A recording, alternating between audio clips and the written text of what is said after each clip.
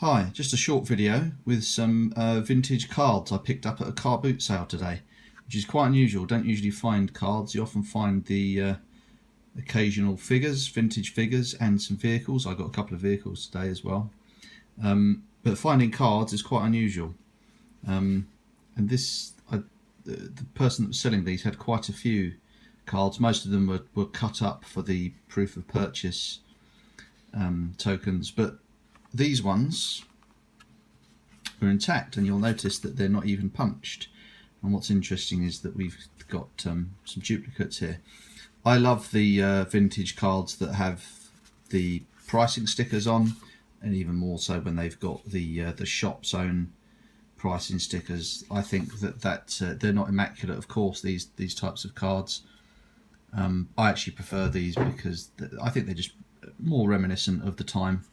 Yeah, I think we all remember seeing the figures. This was the last line, the tri-logo cards, and these new figure stickers, 159, was really for the last sort of 17 figures, and they were, trying to shift them, make them as attractive as possible.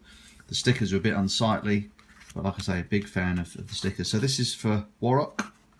Not a big fan of the Ewoks. I have got this figure in my last 17 collection, but for just a few pence I've picked up a really nice card here. Yeah, quite nice. I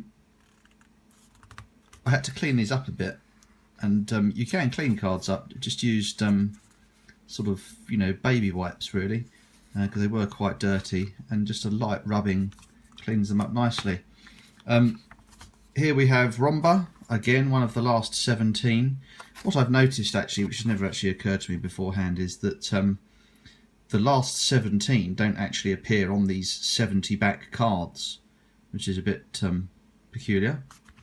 So the figures were available, but they're not actually even listed on the back of the cards. Again, it's unpunched, so these are a kind of bargain bin job, and you could obviously you'd have noticed already they're reduced from 159 to 75 pence. So, and then we have the same again. We have another Warrock and another Romba. Clearly all bought at the same time. That one's actually punched. This one isn't.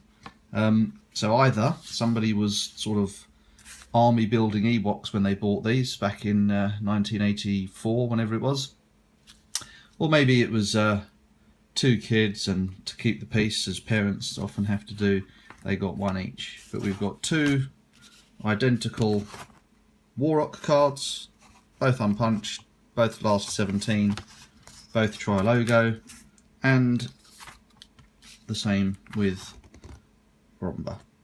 Yeah, not bad.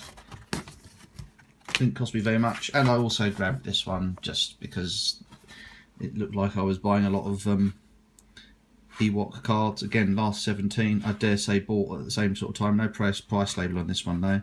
Again, unpunched. Card's a bit rough. The Wicket W Warwick figure. He does feature on the back of that card.